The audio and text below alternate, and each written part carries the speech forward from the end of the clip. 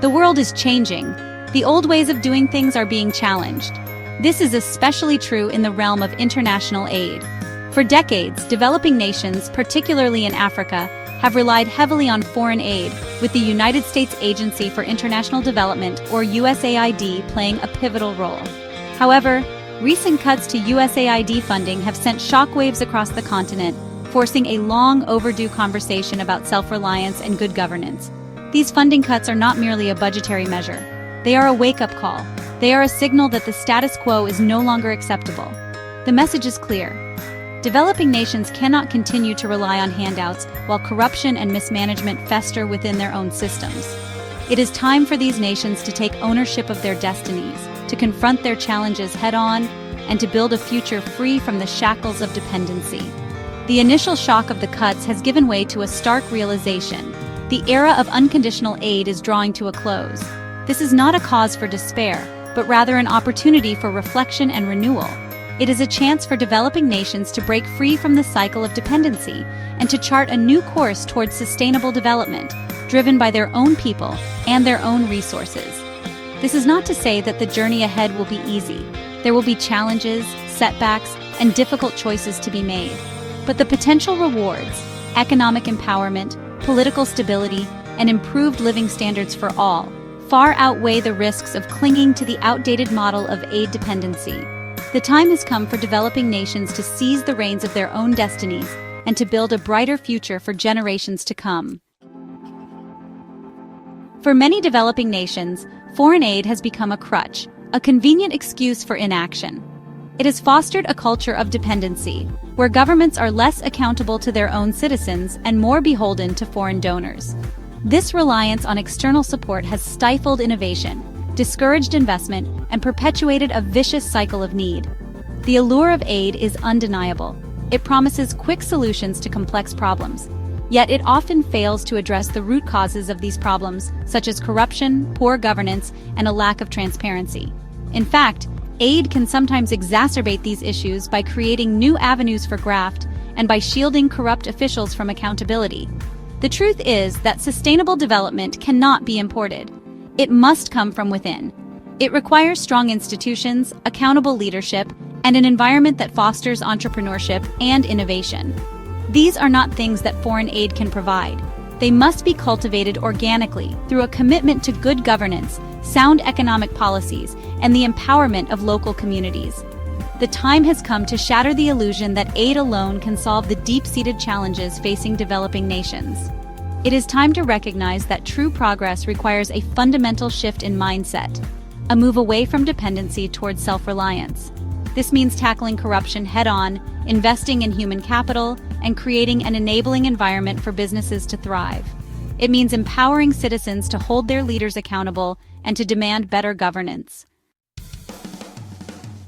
South Africa, once a beacon of hope for the continent, now stands as a stark example of how mismanagement and corruption can undermine development, even in the face of substantial foreign aid. Despite receiving billions of dollars in aid over the years, including significant support from USAID, South Africa continues to grapple with high levels of poverty, inequality, and unemployment. One of the most glaring examples of this dysfunction is the country's healthcare system. In 2024, the Special Investigating Unit uncovered a staggering 3 billion rand corruption scandal at the Tembisa Provincial Tertiary Hospital, highlighting the endemic nature of graft within the sector. This is not an isolated incident. The Auditor General of South Africa has repeatedly flagged widespread financial irregularities across various government departments, further eroding public trust and undermining service delivery. Even vital programs like PEPFAR, the U.S. President's Emergency Plan for AIDS Relief, which has provided billions of dollars to combat HIV/AIDS in South Africa, have not been immune to the corrosive effects of corruption. While PEPFAR has undoubtedly saved countless lives, its effectiveness has been hampered by mismanagement and financial leakages within the South African healthcare system. The situation in South Africa serves as a cautionary tale, a stark reminder that foreign aid, while well-intentioned, cannot compensate for deep-rooted governance failures. Pouring more money into a system riddled with corruption is like pouring water into a leaking bucket. The underlying issues must be addressed first and foremost. Kenya, where billions disappear into the shadows. Kenya, another major recipient of USAID funding, presents a similar story of squandered potential and rampant corruption. Despite receiving hundreds of millions of dollars in aid annually, Kenya continues to struggle with high levels of poverty, inequality, and a lack of basic services for its citizens. Where does all the money go? The answer, unfortunately, is not hard to find. Kenya loses an estimated 608 billion Kenyan shillings, or $4.7 billion annually to corruption, a staggering figure that represents 7.8% of its GDP. This money, which could be used to build schools, hospitals, and critical infrastructure, is siphoned off through a complex web of bribery, embezzlement, and procurement fraud. The situation is further compounded by a culture of impunity, where those in power seem to operate above the law. President Ruto, despite promising to tackle corruption, has been accused of perpetuating the very system he vowed to dismantle. His bloated administration and questionable appointments have raised eyebrows, fueling public anger and eroding trust in the government. The case of Nyumbani Children's Home in Nairobi, which cares for HIV-positive orphans and has received millions from USAID and PEPFAR, is particularly telling. While the organization itself does commendable work, its dependence on foreign funding highlights the broader failure of the Kenyan government to adequately care for its most vulnerable citizens. Nigeria, a giant grappling with its own demons. Nigeria, Africa's most populous nation and a major recipient of U.S. aid, presents a microcosm of the challenges facing the continent. Despite its vast oil wealth, Nigeria remains plagued by poverty, inequality, and widespread corruption.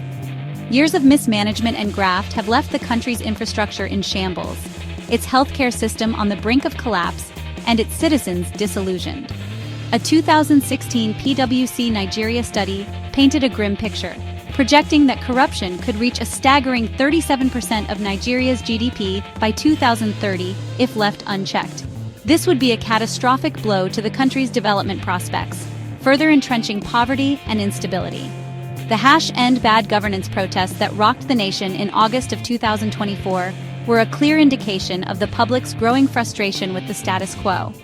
While Nigeria has taken some steps to address corruption, including allocating $200 million to cover anticipated deficits from U.S. health aid cuts, much more needs to be done.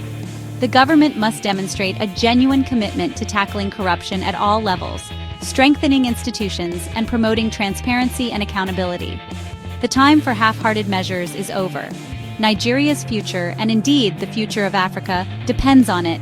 Subscribe to Health Explorer channel, like, comment on, and share this video to spread the word.